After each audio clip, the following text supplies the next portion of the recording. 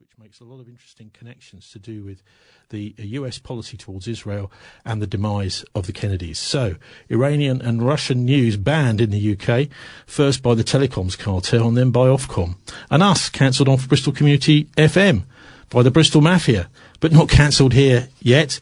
Julie, maybe we could start with you, Julie Parker. So can you tell us a little bit about your allotment, which is, as you've told me, the Metford Road Allotments. Whereabouts are they in the city, and when did you first arrive there? The Metford Road Allotments are in Redland, which is about 1.5 miles from the city centre. And Steve, my husband, and I had our first allotment 20 years ago. And we'd never done any sort of gardening before. It was very much an experiment, and we started out with a very small plot. And after the first growing season, we were absolutely hooked. And at that time, half of the site was derelict, a situation which has radically changed. And we were able to expand our plot. Hang on, so you took over neighbouring plots, you started growing more. So that's right. It works, I think it's in it 10 poles or something. It's because they use these old measurements of land for allotments, at least they did originally. So how big roughly is it? Nowadays they use metres. Our plot is it's just under 150 square metres. Right. That was our first plot. Would you like to tell me, because I would imagine once you started, you either, because quite a lot of people get started with allotments and then they have a couple of seasons maybe of not growing successfully and ending up going home with all this dirt under their fingernails, and they think to themselves, ooh, well, this isn't really for me. So what do you make of this whole thing about some people having green fingers and some not? I think you need to learn what you're doing, but you're never on your own because there are always other allotmenters around to give you advice. There's a lot of advice on the internet, and you get better as you get more experience. It's certainly a challenge to deal with the slugs and the snails and the other pests, and it can be very discouraging. Having planted your crops, to find that the slugs and snails have had the benefit of them all. But you do find ways, organic ways, of dealing with that. If that wasn't the case, we wouldn't have stuck at it for 20 years. So, slugs and snails, give us a few tips then, could you? These are clearly nasty little things. We used to spend our youth pouring salt on the slugs. Oh dear. That's actually, it may have even been organic salt, I'm not sure. It certainly wasn't too destructive. But what are the best ways to deal with basic things like that? Well, I think people find their own ways. One very common one, although it's a bit pricey nowadays, is to put out beer traps. And the slugs and snails are attracted to those. They crawl into them and drink themselves to death, basically. Not very pleasant. Well, I shouldn't imagine it's such a terrible way to die. Die happy. Martin? As a slug, I'd say, bring it on, yeah. But yeah, okay. So what you're doing is you've got what, like, say, I don't know, I'm guessing a pint glass, and put that in the ground with do they crawl up and over the top and into it? You'd put a little bowl, a little shallow pool, right? And they crawl into it. You'd put it into the ground. So, but they're very good climbers, slugs and snails. But my own belief is that one of the reasons that we suffer so very much from slugs and snails is that we have done an excellent job, unfortunately, over the years of getting rid of their predators. So where are the hedgehogs that used to predate them? Course, yeah. Where are the thrush, the song thrush, that used to predate them? And we're suffering now with the fact that we have severely reduced the populations of those predators. Well, I've got some friends who have a big market garden, and they have ducks. Apparently they love slugs, and they will take out so if you've got a big enough plot, and I suppose there is also just generally with the allotments, and this, because you're an allotment rep as well, site rep, you must come across this sometimes. Well, you may do, where one person is simply not really looking after their plot very well, and so maybe the seeds or the pests from that plot are annoying the neighbours. That's right, and that can happen. Also, if there are vacant plots that we haven't been able to let for some reason, they do become little sanctuaries for the pests. And slugs and snails use their slime trails as chemical signals, and when there aren't any slime trails around, they know that there are no other slugs or snails. So these neighbouring areas might be good to migrate to for fresh food. So yes, it can be a problem. Okay. And that's one reason why you always want to keep grass and vegetation and weeds around your plot very short, so that there aren't hiding places for those pests. Okay, so can you take us through the sort of things that you're growing on your plot? Well, I always, when I'm asked that, I think back to when I was a beginner, and I asked the then site rep, who was a marvellous man in his 80s, who'd been allotmenting for all his life, and I said, "What do you grow?" And he said to me, "Everything." And I thought to myself, well, that's not helpful. What do you mean? But yes, I would say everything we can. So the staples like onions and garlic and potatoes, then things like pumpkins and carrots, beetroot, green things like lettuce. Come and help me out. Kale. Kale, fennel. Broad beans. Globe artichokes. Cucumbers, tomatoes. And we haven't mentioned fruit yet, so berries of all sorts. Celeriac. And some exotic ones, joster berries, which are combinations of gooseberries and blackcurrants. They produce huge blackberries which make marvellous jam. Yeah. You'll never get that in a shop. Yes, that's one of the many joys. So we also grow white currants and pink currants, as well as red currants, which are better known about. Those are the sorts of things you can't get in the shops, and that is one of the joys of allotmenting, is being able to grow things that aren't readily available in the shops. How do you find the time to do it? You have to make the time, and I think in our case, we were both working full-time when we started. It can be a bit of a challenge, but if you're committed to it, what we found is that it very much changed the way we live, and allotmenting became central to our lives, not just an add-on. And so, for instance, it's changed the time of year we take holidays. Right. So we don't go on holiday in the summer, because that's the time when all your crops are producing, and it doesn't seem right to go away and leave your crops to spoil. So we tend to go away for a holiday in the winter when we don't have so much in the ground. And I think I would add that it is entirely practical to have an allotment with a job. You just have to constrain things a little bit.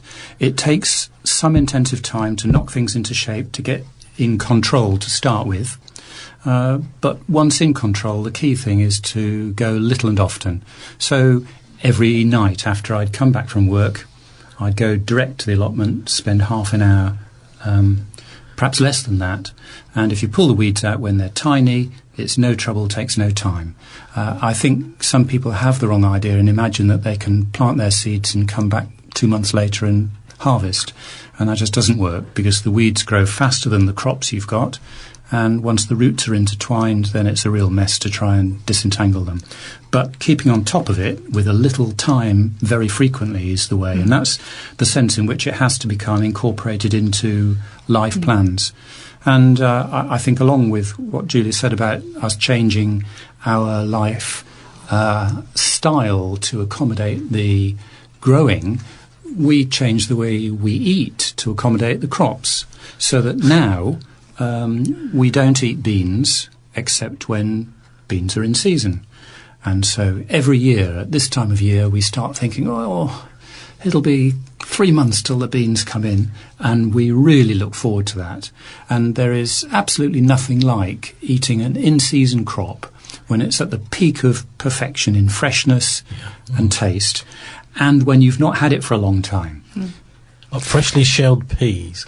Yes. I can remember that as a kid, being wheeled to the allotment in a wheelbarrow by my father. Yeah. I was just going to say that one of the things our culture teaches us is that to be happy, we have to have everything we want all the time, whenever we want it. On demand, yes. On demand. And what allotmenting teaches you is, as Steve has said, that a period of deprivation is actually fantastic for enhancing your appreciation of something when you have it. And there really is nothing like eating fresh broad beans or fresh green beans when you haven't had them for 6 or 9 months. It's a much lovelier way to live, and it teaches you appreciation as well. Not to mention taste, because I went to boarding school, and we did have plums occasionally, and they were golf ball size purple rubbery things which had no taste, and we had broad beans which were rubbery and tasted terrible. So when we came to our allotment and Julie first mentioned the idea of growing broad beans, I couldn't think what the point of that was. And it was completely transformed by the experience of eating a fresh one once it came from the ground. And for people who like sweet corn, or who think they like sweet corn, then they have no idea just how heavenly the taste can be if you, and the saying goes, you saunter slowly down to your plot to pick it and then run back quickly to the pot to cook it. And sweet corn cooked fresh like that within an hour of being picked has a flavour that's just unmatchable.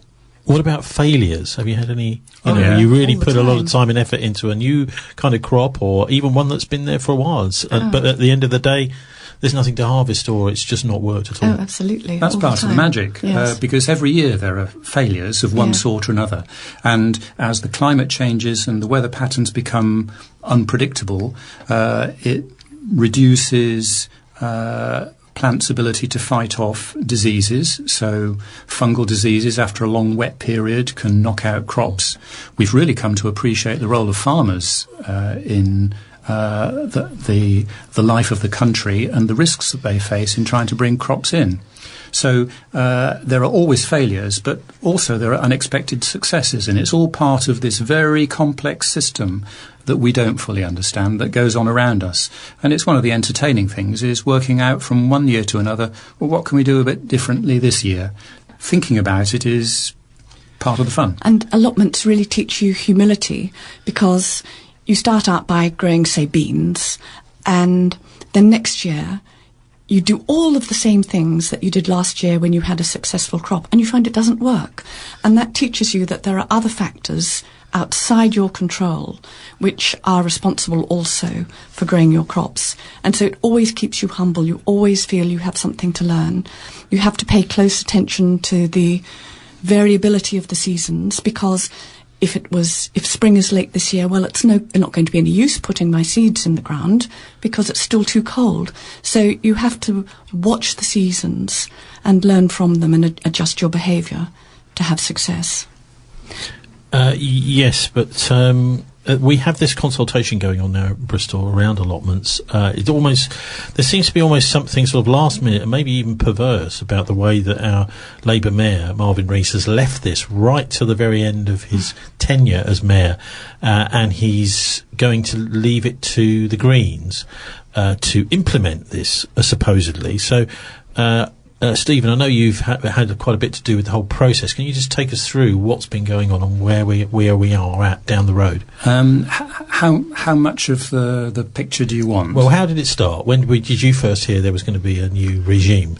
When I first heard of it was the second week in January, when we returned from 2 weeks away in Lincolnshire over Christmas to discover that messages had been sent out on the 11th of December for a consultation on major changes to the allotments, the closing date for which was about a week ago now. And we found there was a bit of a ferment going on in the allotments, because a few people had heard about this and were rather anxious about it.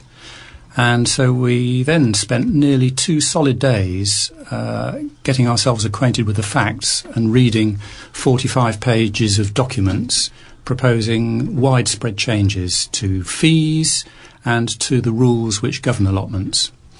And what was pretty maddening, I can tell you, when we went through this, was to discover that the publication date, the version date on the document sent round to us was not even the 11th of December when this was sent out. It was the 11th of July last year. So this set of rules, which it's now widespread knowledge all the Bristol allotment community is up in arms over, which they seem hell-bent on forcing through, has been written since 11th of July last year.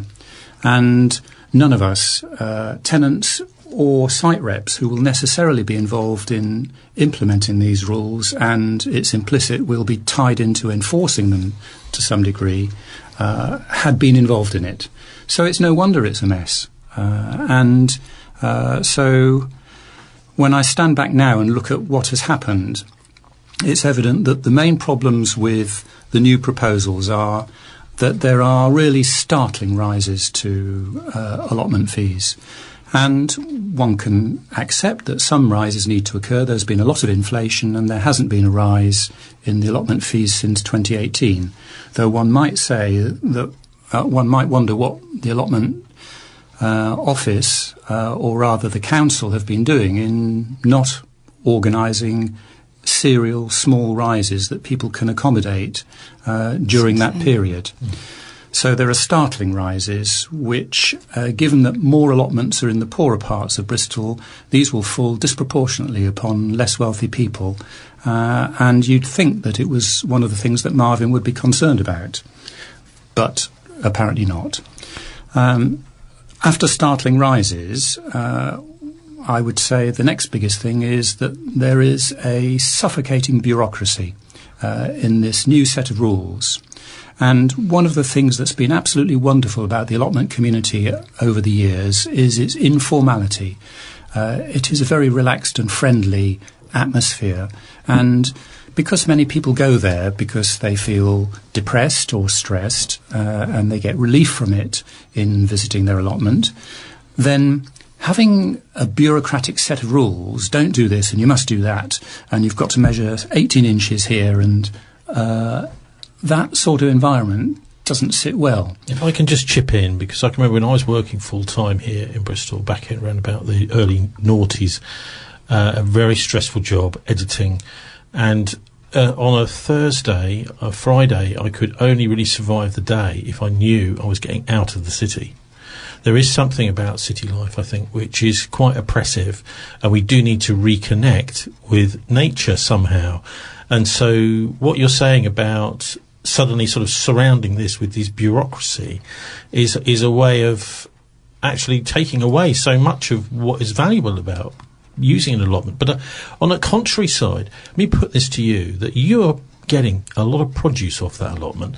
And if I was a private landowner, I'd be saying, well, hang on, they're making X amount of valuable vegetables and fruit out of this, and we should be charging them, commensurately. So you're getting stuff from your allotment much cheaper than if you were to go to a supermarket, aren't you? Yes. I have to say I haven't really examined the economics of this closely. And I would say that we lose a lot as well as growing a lot. We eat a lot of food that would be regarded as substandard were it to be presented in a supermarket. And that's part of avoiding food waste. We also share a lot. We share a lot of our produce with other people.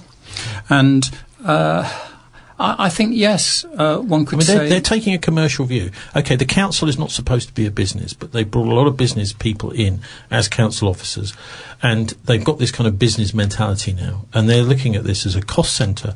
Look, we need to make some money here. They're also thinking in the backs of their minds, we've got quite a big waiting list of people ready to go on there.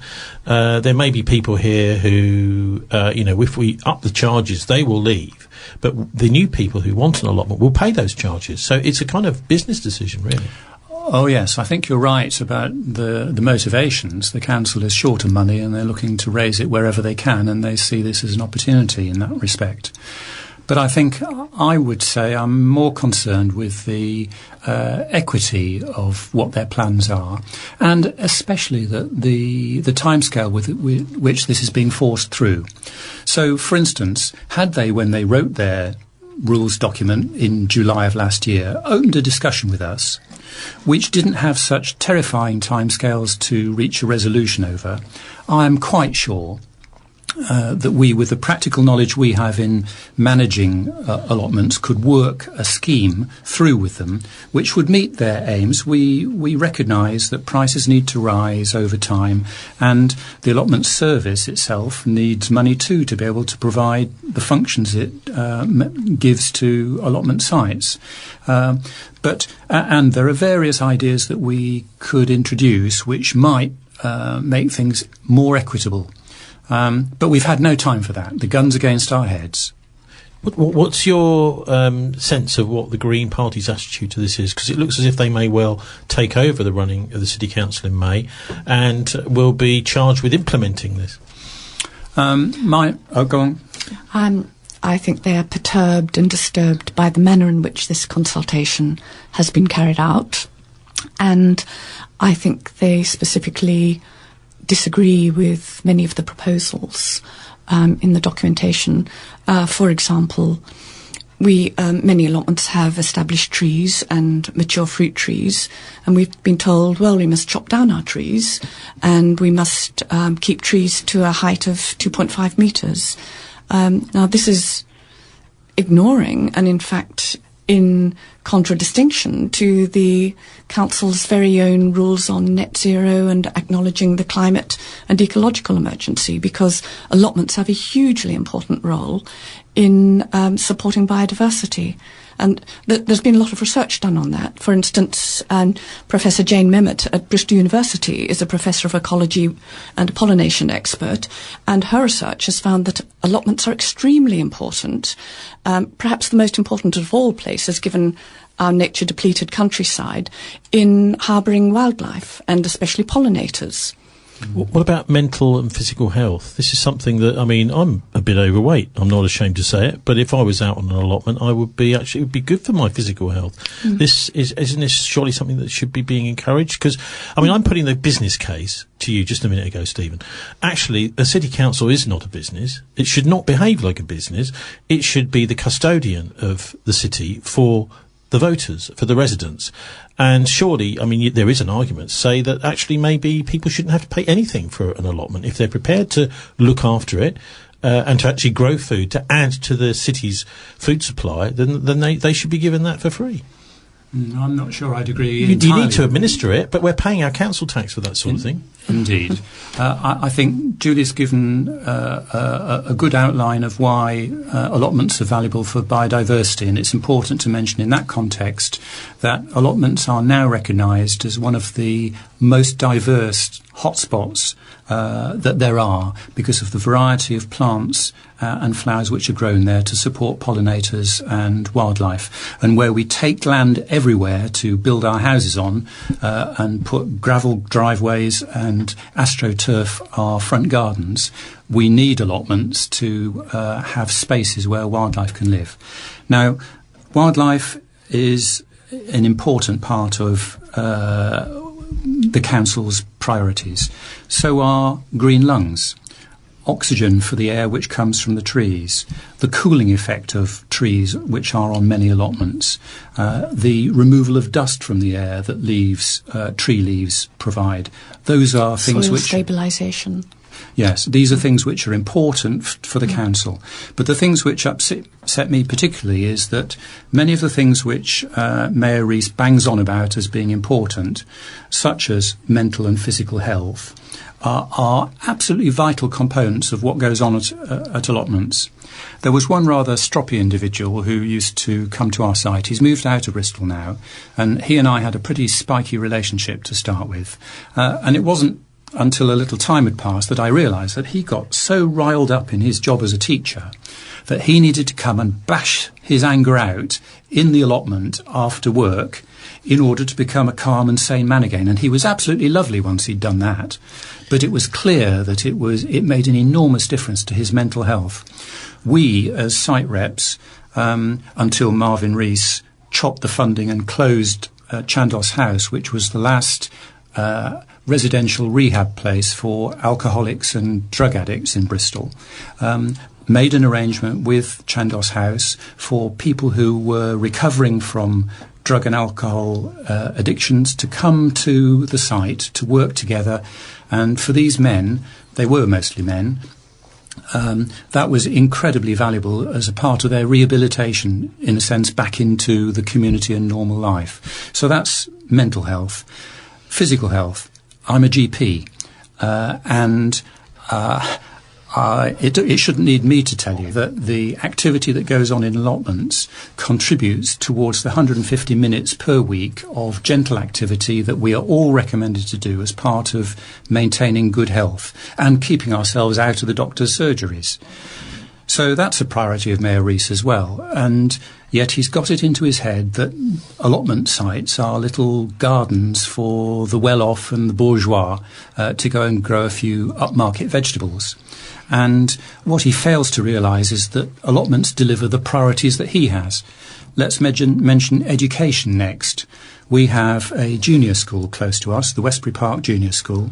And some time ago, Catherine was the deputy director of it, and we got together and organised a plot on the site for the children of Westbury Park Juniors. The parents got involved in knocking the allotment into shape. One of the teachers acted as liaison to connect it to the school, and the kids would come down, they would get their hands dirty and learn about worms and growing peas, the sorts of things that you love to pick fresh, and they could begin to learn about the carbon cycle of life and death, in which, when things die, they break down in the compost heap, and this week's rotten tomato becomes next year's potato from the same atoms just reconstituted. And that's an absolute miracle that many city children do not understand because they don't have exposure to this. And so this aspect of education, as well as the social opportunities for these kids in working collaboratively together in digging something, learning to take turns in using the tools, there is so much that people can learn from this. And I think it's important that the city recognises the jewel it has in its allotments. And at the moment it's failing to, or at least Bristol City Council is failing to. Well, they may well argue, Stephen, that actually because of all the people that they've got waiting for new allotments, even if people decide they can't afford to do this anymore, they don't like the bureaucracy, those plots will be filled from the waiting list. Well, you might be right. So let's just run that supposition for a moment. Let's say you're right, and by raising the prices enormously, it drives a lot of people off the allotments.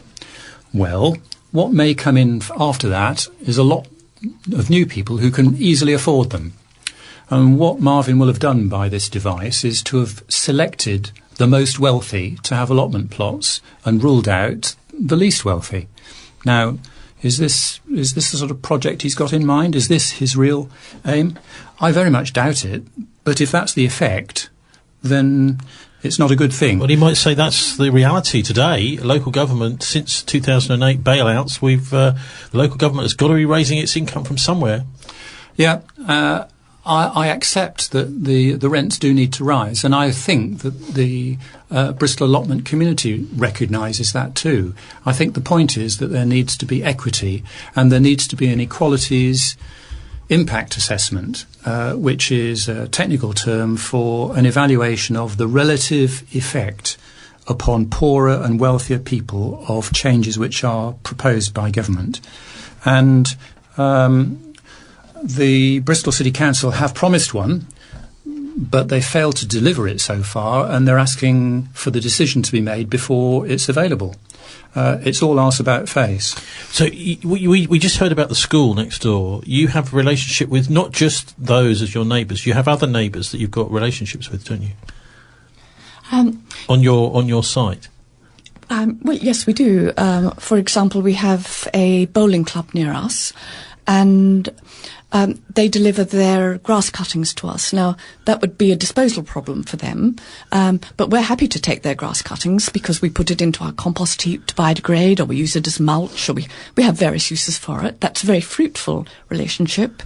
We've got relationships with local tree surgeons who likewise, when they cut down people's trees, they've got a lot of wood chippings that they've got to take somewhere and dispose of.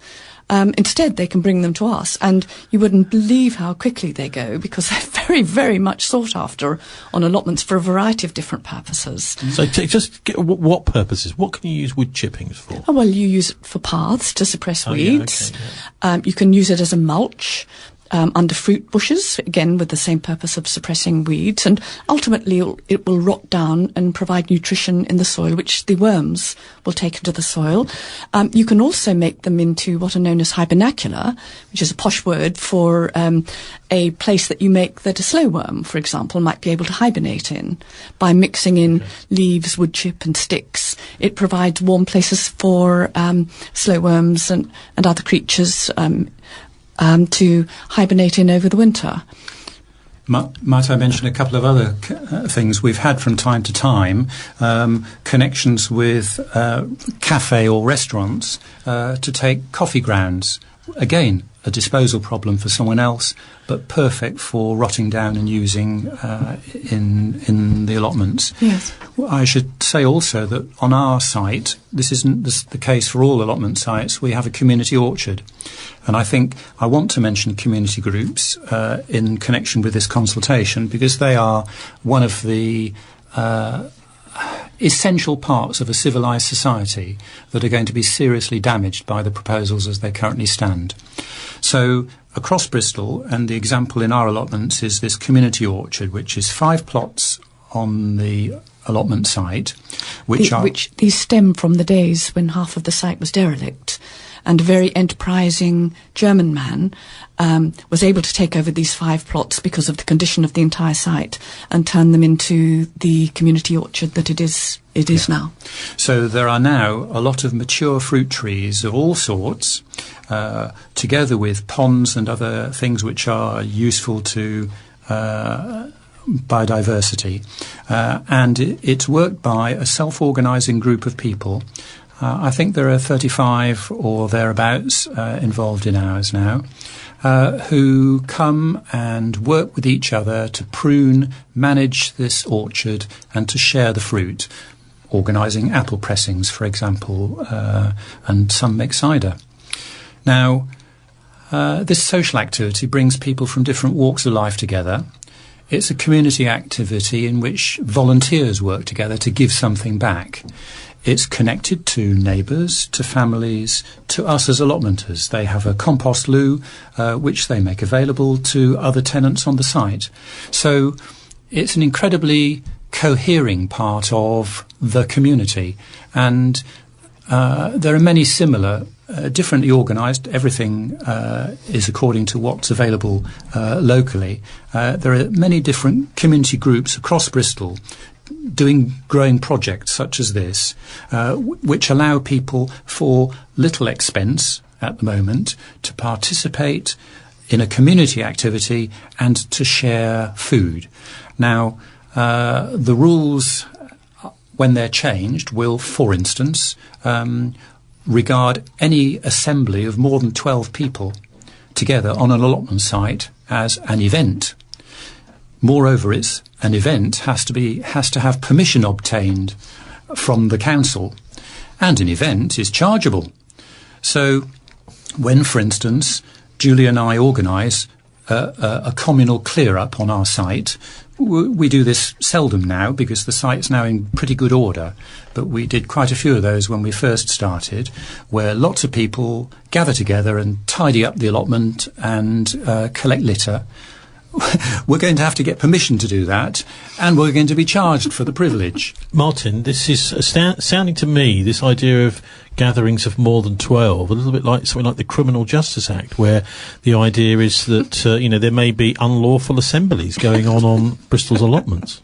Well, I'm struggling to understand the logic behind this at the council. Money raising. I think it is money, and of course the big picture is that many local authorities in Britain are bankrupt as we speak. Birmingham's bank, for example, is bankrupt.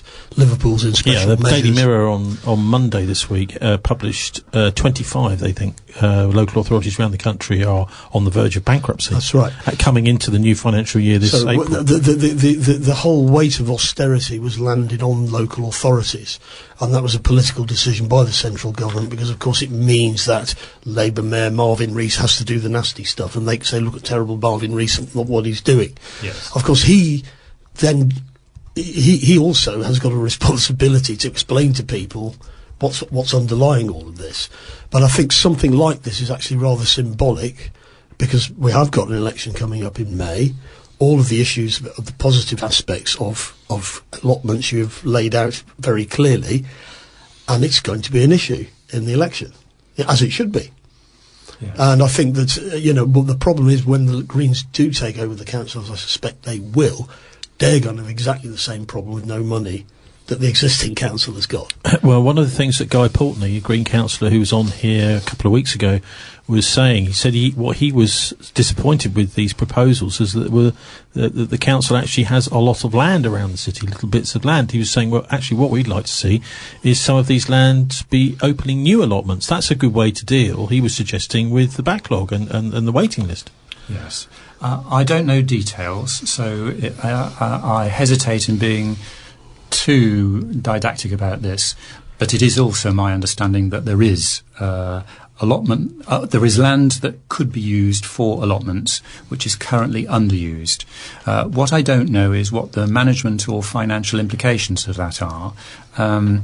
But it certainly warrants investigation. And that's the sort of thing also which, to come back to the timescale and the ludicrous timescale that's being pushed, had this been approached in a more open and consultative way, then the many ideas, and I can tell you that the allotment community in Bristol is a very fertile place from which to generate novel ideas, could have done a lot of investigative and development work. This would have been so much better as a bottom-up change. This is not. It's a top-down change. Well, it's mystifying. Maybe by KPMG or something. Well, we are told that some of the changes that are in this new tenancy rules document were the results of suggestions made by site reps. But, well, if that's the case, I don't know what they are. We were never consulted. And I simply cannot understand why it was that our expertise as growers and as managers of sites around the city was not harnessed to help the council in the development of these new rules. It's just mystifying. Well, to me, it's about a culture of money, not a culture of people.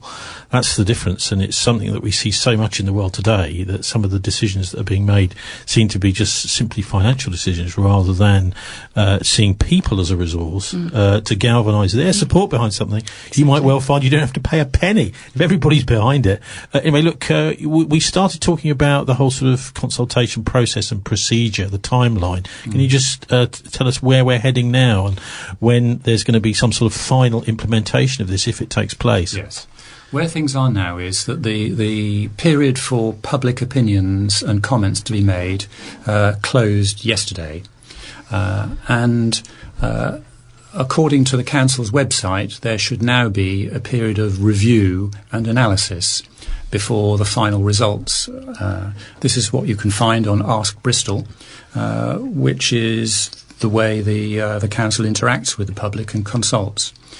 So one might expect, and we know that there have been hundreds, if not thousands, of comments put in during this consultation process, that you might expect that there's going to be a lot of work done to sift through this, work out what the main themes are, in order to decide what to do about it. That's to say, if this was a proper consultation. Is there an alternative? Because there's a lot of elderly people that maybe just don't have the internet or don't use it. Is there a paper version? There is. One can submit on paper, true, but Tony, I don't want to be diverted by that just for the moment, because you would think that that's what would be happening. Detailed analysis and formulation of new proposals would be going on in the council. Maybe a bit of weeding. But what is going to happen, we understand, unless it's pulled at the last minute, is that there's going to be a meeting after this weekend on Monday. So this is 4 working days after the consultation closes. In fact, it's slightly less than 4 working days. And there are said to be 40 expert growers invited to this meeting on Monday. And you as site reps, have you been invited? Well, we have been invited and we've been told that a priority list is going to be drawn up which will favour site reps, but as yet, and it's now Friday evening, I have had no confirmation that either I or Julie will be permitted to attend, and because we have been vocal in pointing out the difficulties with the proposals and the process that's been going on. It's a process failure that's gone on here, and to a significant degree, Ellie King as councillor is complicit in this because she's not taken an action to change it for the better. So there's been a process failure here, and it is not certain that we will be permitted to give our expertise to this meeting. But step back a moment and ask, well, what can a meeting on Monday achieve when the public consultation has just closed? It's inconceivable they could have redrafted the documents over the weekend. And even if they had done so, then they wouldn't be able to give those of us who attend them to look at beforehand. And these are big documents, remember.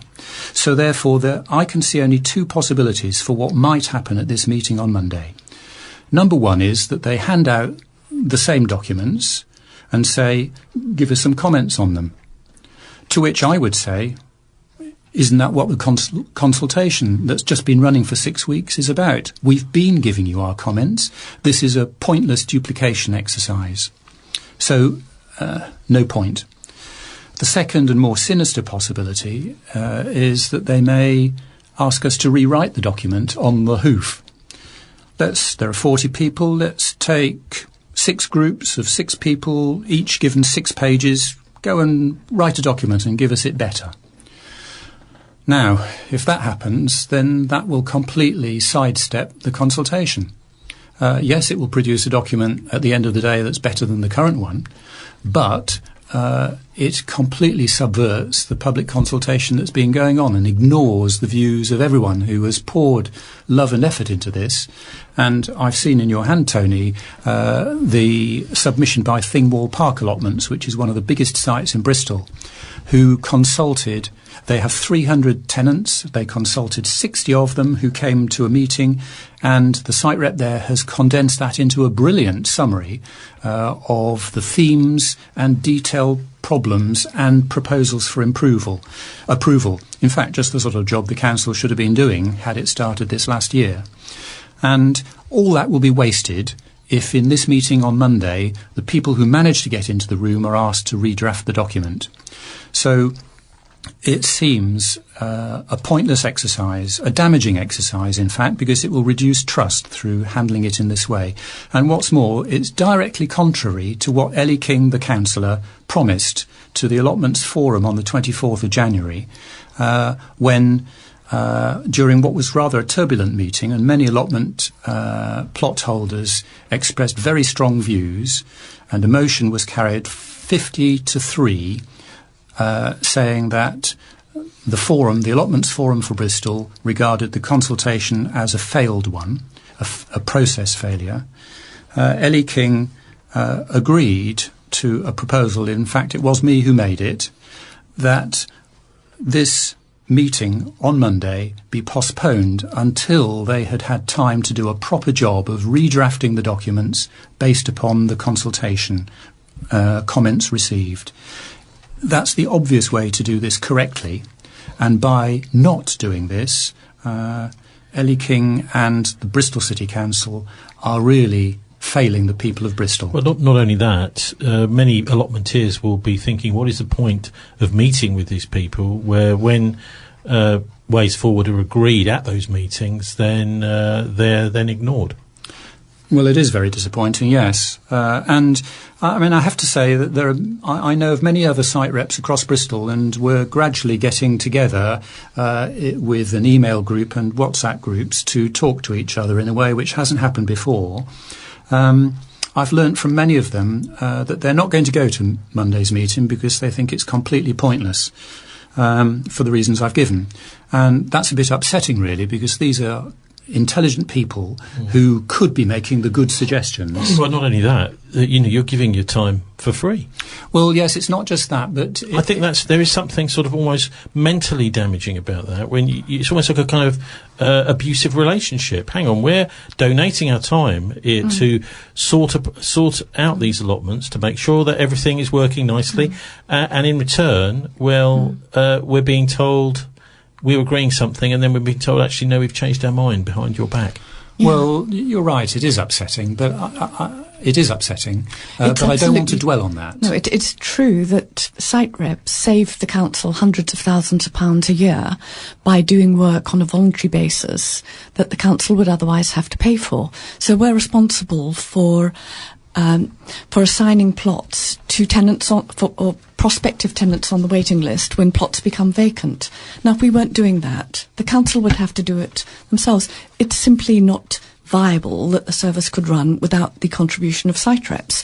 And yet we're not treated with the courtesy and the respect of involving us in matters about which we have become expert. I suppose maybe better to term it as a kind of bad employer rather than an abusive relationship. So I noticed, by the way, it's not just the growers here in Bristol that are having trouble, because last night there was a meeting of Welsh farmers over the border from right over the whole in Welshpool, which is in sort of mid Wales, which is looking at a big farmers' lobby in the whole of Wales, very critical of the Welsh government's attitude, particularly to livestock farming.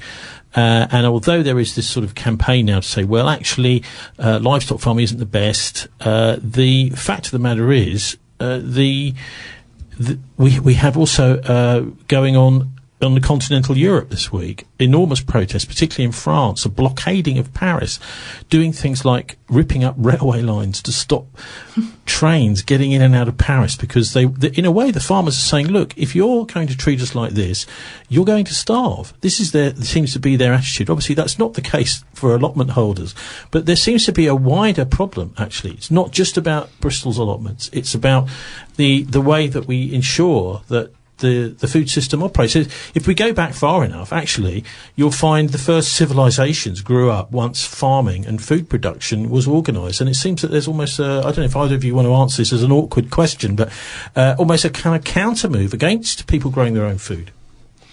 Well, it's very short-sighted, and for sure, farming is an absolutely vital contributor, regardless of its economic component. Sometimes you'll hear politicians say that the farming lobby can be dismissed because it's not a big contributor to the economy in the way that, for instance, the City of London is.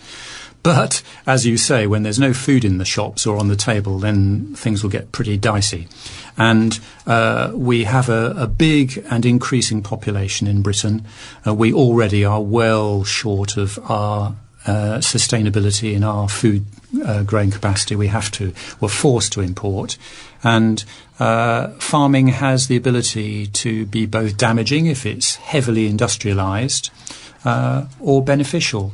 And it's now, science is now realising that there are many aspects of traditional low-intensity farming methods which are fantastically valuable to modern civilizations, such as, for instance, flood control. Just to give one example, people are only waking up to that just recently, such as pollination. Carbon, the soil being a great store of carbon. Yes, for bogs and in varieties of habitats. And you were talking earlier about failures, or asking earlier, Tony, about failures on the allotments. Well, one of the failures does occur with pollination. And if we mess around with the climate sufficiently that the bees don't know when to come out in spring, and they come out on one warm sunny day in late January, and then they die because it's freezing for the few following days, then what happens is the plants don't get pollinated, and we are already noticing in our 20 years of allotmenting that growing is a bit more dicey than it used to be. So if a particular plot wants to introduce bee colonies or a colony of bees, there's probably an extra charge for that, is there? Oh, there is. Yes, there is. There is. Yes. And in my mention of community groups earlier on, community orchards and community growing groups like this, which democratise food growing by involving a lot of people in it, they're to be charged £400, I believe, as an upfront fee for being able to set up such an arrangement. And of course, that sort of thing just is going to stifle them out of existence. Not entirely, but largely it will. So what have you got to say, Julie, to listeners who actually may be allotmenteers themselves, maybe thinking of having an allotment? Is it just going to be too awkward to do that in Bristol? Where do you think this is heading? Well, it's difficult to say. It's clear that the current administration, which is in its last months, is determined to push this through before it leaves. If it does, I think there's going to be considerable turmoil. If, as you say, if the Greens are, when we return to the committee system, and the Greens have said that they will be, that their decision makers will be meeting in groups that represent all the political parties proportionately, then we don't know what agreements they'll be able to come up to. I mean, you're a site rep yourself. Will you be in a few months' time walking around the site every week with a clipboard saying this person's going to be fined for this person for that, and putting fines on people's plots? No, I don't wish to be treated in that way. Because that's what the council's saying, is the site reps are going to be implementing. I didn't sign up to that. And it has to be remembered that allotments are social environments just as much as they're growing environments. And I don't wish to be complicit in enforcement of things that I don't agree with. We don't know where this is going to head because we're at the point of a changing administration. Yeah. I agree completely, and the thing is, this shouldn't. This is managerial incompetence and fear in the council. You mentioned it earlier on that it's all about money, but I think it's more than that. The handling of this process has been extremely badly done, and one of the drivers for that is that there are many in the council who depend upon volunteer work to get things done that they have no money for, seem to treat the people who can help them get things done as part of the problem rather than part of the solution. And that climate of fear in the council is, I'm quite sure, what led them to keep the document that they wrote on the 11th of July last year from our site until the consultation began at the beginning of December. When people's minds were on Christmas, not on consultations. And so you ask what will happen. I think, and how would we advise people interested in allotments? I would say get your names on a waiting list. If you're not on a waiting list, you can't possibly get a plot. You can always decide not to take it up later on. There is a chance that things will turn out for the better. There are indications that many of the rules which they've proposed will be dropped, and that's a sign of how badly this has been handled, because the roughness and the immaturity of these documents should have been ironed out before they came out to public consultation. And if that had happened, there would be far less heat in the debate. That's a significant part of the problem, and it's a managerial failing. Yeah, well, it's actually a managerial technique, bouncing people into things by leaving them far too little time. But it's also unnecessary. If you involve stakeholders in process when there are changes afoot, you secure their cooperation, and instead you've what has happened is that a great deal of confrontation has been caused, and this is entirely unnecessary and unwarranted.